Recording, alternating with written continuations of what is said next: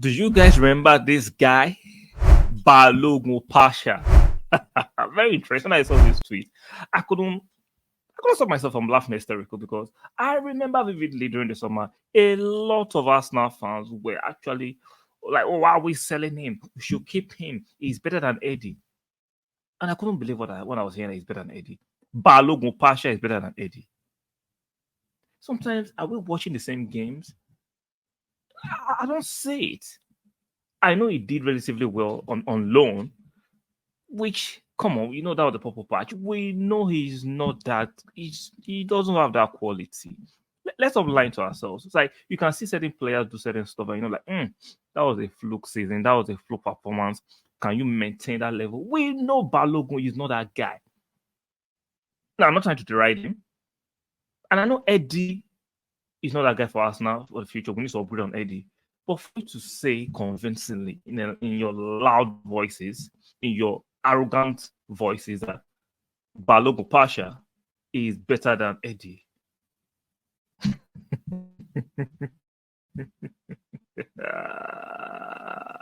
God will punish Oh you. Lord. That's just it. Balogun Pasha is better than Eddie. I'm not saying Eddie is a standard. Definitely, we need to improve on Eddie. He needs to be gone by the summer. But Balogun was never even close. That's when fans are in the comment section sometimes. No, I saw you guys on that video I did about Kai. I saw your comments. Some of you trying to bait me, some of you debating in bad faith. I saw it. But see, you can't trigger me because when I decided to start making content, I know what comes along with content. Some people like your content, some people don't like it, and some people vicious, some people will say certain things to trigger you. I'm not naive. Back to the topic of Balogun. Now, I'm happy Arsenal were smart to do this deal. Like this guy said in this tweet. Arsenal really scam Monaco for this guy for 50 million. As in, I don't think 50 million was the accurate price for the deal, but at least we got upwards of 30 million pounds, if I'm not forgetting the accurate money we got for him. I think it's upwards of 30 million pounds, which for me is a fantastic deal. Even at that time, when people say we could have got him off for him. Let's be real, man. Let's be real. There was nobody that was willing to pay what Monaco paid for him, and Monaco for me took a risk on him. They took a risk on him. How many goals has he scored this season? Now, according to, let me check real quick. I think he has made 16 appearances, 4 goals. How many goals has Eddie scored in a tougher league? I have no idea. He scored more than 4 goals for those seasons. I remember him scoring a hat trick against Sheffield United. I remember him scoring one of the games that Fabio Vera laid an assist to him. That's what. And I remember I scored one or two more.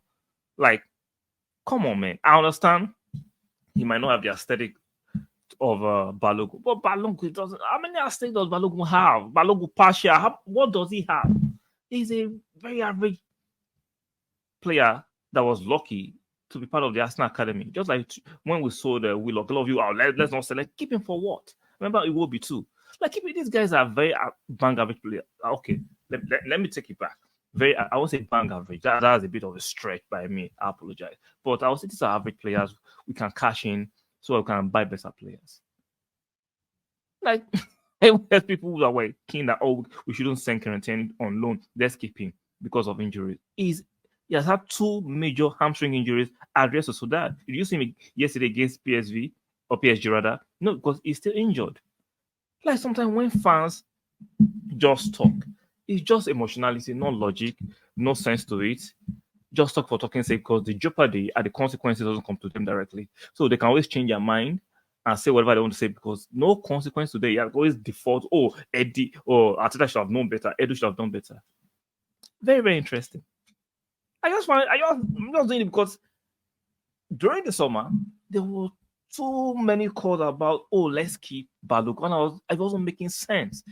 For me, that was the only viable player we could sell and make some profit on. And you wanted us to keep him because of your ego. Even though you know he's not good enough, most of you were just on this hyperbole and lies that, he's better than Eddie.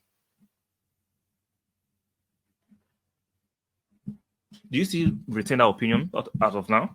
Do you want us to go back and maybe there's a buyback clause in its contract? Maybe you can bring him since we're in a strike in the summer. Maybe let's go and get Balogun partial from Monaco. Maybe you should go and get him.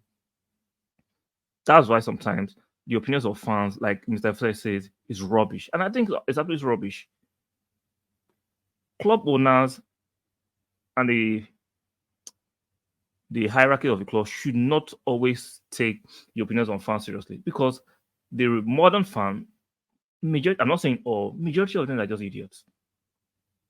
They are pushing for clout, they are pushing for traction. Your opinion is not actually genuine, it's not from the heart. It's anything that can trigger other people for clout and caption.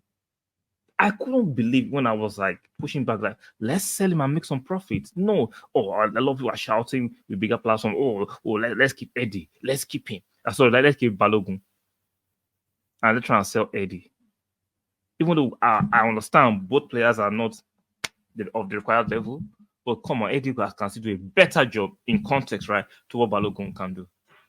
Balogun is all gas, no substance, and the evidence is right before us. So I feel kind of indicated that my footballing knowledge is not as crazy as some of you will bait and gaslight me to be. Like the video, very, very important. Subscribe if you're yet to subscribe. Make sure you turn on your notification bell. That's very important. And I'll see you guys on the next one. I will say my byes for now.